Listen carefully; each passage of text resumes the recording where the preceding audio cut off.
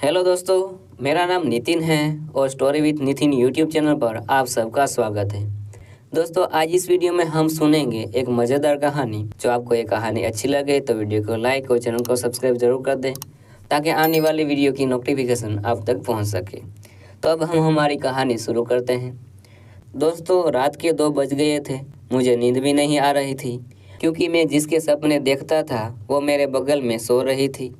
मैंने थोड़ी हिम्मत करके अपना हाथ आगे बढ़ाया तो भाभी एकदम से हिलने लगी और मैंने हाथ पीछे कर लिया। मैं तो डरने लगा कि कहीं भाभी उल्टा सीधा न बोल दे। भाभी मेरी तरफ देखकर बोली, क्या हुआ, नींद नहीं आ रही है क्या? मैंने कहा, नहीं आ रही है। थोड़ी देर बाद जब मुझे लगा कि भाभी गहरी नींद में सो गई है तो दोस्तों, मेरा नाम राजदीप है और मेरी उम्र 24 साल है। यह बात 3 साल पहले की है, जब मैं जयपुर में एक बिल्डिंग में कमरा लेकर रहता था और जयपुर में ही जॉब करता था। मैं पहली मंजिल पर रहता था और उसी बिल्डिंग में सामने वाले फ्लैट में एक भाभी रहने आई जिसका नाम पायल था। उसकी एक छोटी बेटी भी थी। भाभी को जब पहली बार देखा तो लगा ही नहीं था कि उनकी शादी हुई होगी। जब पहली बार मैंने भाभी को देखा तभी मेरा मन भाभी पर आ गया था। भाभी अपनी बेटी के साथ अकेली रहती थी और उसका पति कभी कभी महीने में एक बार आ जाया करता था। तो मैं समझ गया कि भाभी को भी वो करने का मन करता होगा। भाभी किसी हॉस्पिटल में नर्स का काम करती थी।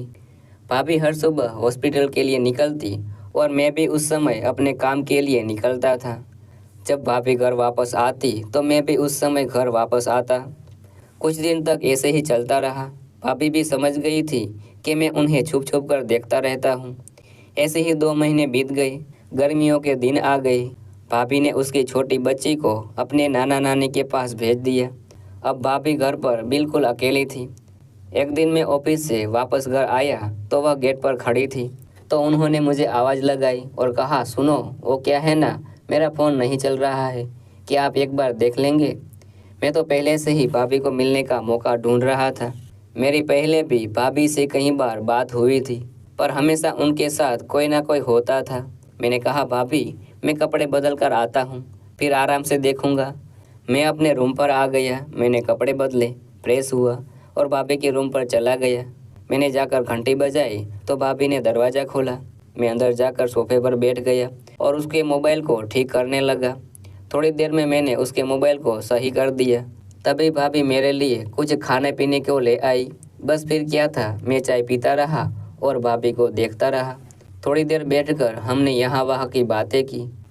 मैंने भाभी से उसका नंबर भी ले लिया, यह कर कि किसी चीज़ की ज़रूरत हो तो मुझे फ़ोन कर दे। और फिर मैं अपने घर वापस आ गया। रात को करीब 9 बजे भाभी ने मुझे मैसेज किया कि थैंक यू। तभी मैं समझ गया कि मेरा काम बन सकता है। फिर हम दोनों एक दूसरे से बातें करने लगे। वो भी अकेली थी और मैं भी। रात को करीब 12 बजे तक बातें चली। फिर मैं बोला, अब सो जाते हैं, काफ़ी रात हो गई है। तो वो बोली, मुझे अकेले नींद नहीं आती, मुझे डर लगता है। मैं बोला, मेरे यहाँ आ जाओ, यहाँ सो जाना और सुबह जल्दी चले जाना। उसके बाद मैं सोचने लगा कि अगर किसी ने भाभी को मेरे यहाँ देख लिया तो बवाल हो जाएगा। भाभी ने कहा, एक काम करो, तुम यहाँ आ जाओ, तुम सुबह चले जाना। मैंने थोड़ी देर सोचने के बाद बोला, ठीक है, दरवाज़ा खोलो, मैं आपको यहाँ आ जाता हूँ। उसके बाद मैं वहाँ चला गया। भाभी के घर में सिर्फ एक ही बेड था क्योंकि वो अकेली ही रहती थी। जब मैंने भाभी से पूछा तो वो बोली, कोई बात नहीं, इसमें 2 लोग आराम से सो सकते हैं।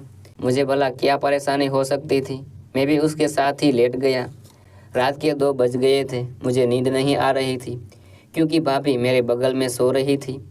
मैंने थोड़ी हिम्मत करके अपना हाथ आगे बढ़ाया तो भाभी एकदम हिलने लगी और मैंने हाथ पीछे कर लिया। मैं तो डरने लगा था कि कहीं भाभी कुछ उल्टा सीधा बोल ना दे। भाभी मेरी तरफ देखकर बोली, क्या हुआ, नींद नहीं आ रही है क्या? मैंने कहा, नहीं आ रही। भाभी बोली, अब सो जाओ ना, काफ़ी रात हो गई है। यह बोलकर भाभी फिर से सो गई।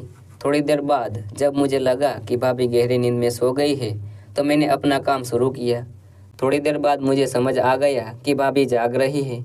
मैंने उसके कान में धीरे से कहा, जाग रही हो क्या? तो उसने धीरे से हाँ कहा। मैं खुश हो गया और अगली सुबह 10 बजे मेरी आँख खुली। तभी भाभी मेरे लिए चाय बना कर ले आई। वह बहुत ही खुश दिखाई दे रही थी। मैंने पूछा मज़ा आया? वो बोली हाँ बहुत। फिर थोड़ी देर बाद मैं अपने घर वापस आ गया। उस दिन से मैं हर दिन भाभी के घर जाने लगा। तो दोस्तों, आपको मेरी यह कहानी कैसी लगी कमेंट में ज़रूर बताना। और कहानी आपको अच्छी लगी हो तो वीडियो को लाइक और चैनल को सब्सक्राइब ज़रूर कर देना, ताकि आने वाली वीडियो की नोटिफिकेशन आप तक पहुंच सके। तो आज के लिए इतना काफ़ी है। मिलते हैं नई वीडियो में नई कहानी के साथ। तब के लिए बाय। थैंक